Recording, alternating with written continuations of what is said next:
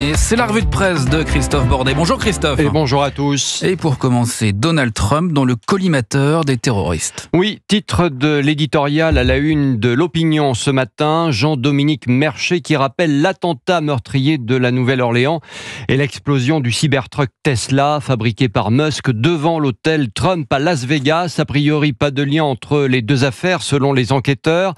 Mais un président élu, pas encore en fonction, qui doit se sentir quelque peu visé, explique l'éditorialiste. Conséquence, ces événements devraient contribuer à durcir sa politique contre le crime et l'immigration. Et sur ce dernier point, l'immigration, qu'importe les faits puisque le milliardaire qui a immédiatement réagi au drame de la Nouvelle-Orléans s'en est pris, je cite, aux criminels qui arrivent de l'étranger, bien pire que ceux que nous avons sur notre sol. Le problème, c'est que le terroriste Samoud Din Jabbar, même si son nom est d'origine étrangère, est bien un citoyen américain né au Texas. C'est même un ancien militaire. Si Daesh n'a pas revendiqué l'attaque, la police estime qu'il a été inspiré par cette organisation. Cela va-t-il inciter Trump à se réinvestir sur le dossier irako-syrien, berceau de l'organisation terroriste? C'est toute la question. Le terrorisme qui tue et qui a tué aussi en France, Christophe, il y a 10 ans, nous étions tous Charlie. 10 ans après l'attentat contre Charlie Hebdo, une partie de l'État continue d'être irresponsable. Les irresponsables, c'est le titre du livre d'Éric Delbecq, l'ancien directeur de la sûreté du journal satirique. Dans une interview au Figaro, il affirme viser tous ceux et celles des élites qui tentent de minimiser les problèmes posés par les mouvements radicaux violents en général et les islamistes en particulier. Il faut, selon Delbecq, y inclure tous ceux dans le haut des pyramides hiérarchiques ou du pouvoir intellectuel qui pratiquent l'intimidation, voire le chantage pour que des affaires ne sortent pas, que des débats n'aient pas lieu, que des contre-vérités soient propagées.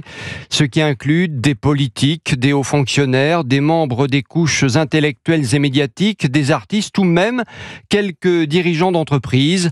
Quant aux troupes de LFI, explique l'auteur, je crois que beaucoup de gens savent aujourd'hui à quoi s'en tenir, en particulier après les dernières sorties de Rima Hassan, se réjouissant d'insultes proférées sur la radio de service public à l'encontre d'Emmanuel Valls.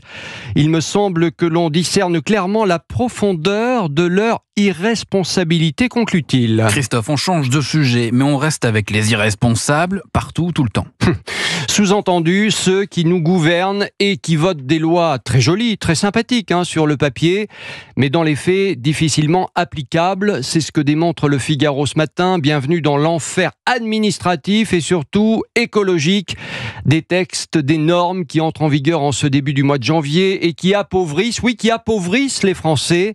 Zone à faible émission interdite aux voitures critère 3, diagnostic de performance énergétique pour les logements, 600 000 classés passoires thermiques interdits à la location désormais, des mesures complexes à mettre en œuvre et qui coûtent cher, rappelle le journal, qui donne la parole à des bailleurs en colère.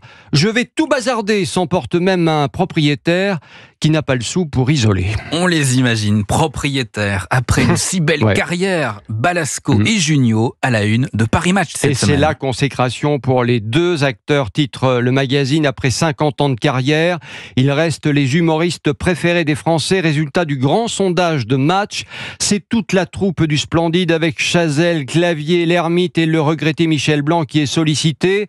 Tiens, pour le plaisir, un petit extrait des Bronzés font du ski. Que Malou. Bon Nathalie, arrête ton cinéma. Tu veux que j'ai mal? C'est très douloureux. Oui. Oui, c'est la tête de l'os qui est sortie de son logement.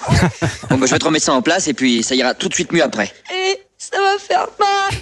Ah oui. Non. Gravé à jamais dans notre histoire et notre esprit, bien évidemment. Je vous montre la une de Match pour ceux qui regardent Europe 1 sur le web. Voilà. Junio, Balasco, la consécration à la une de Match. C'était la revue de presse de Christophe Bordet. Merci Christophe.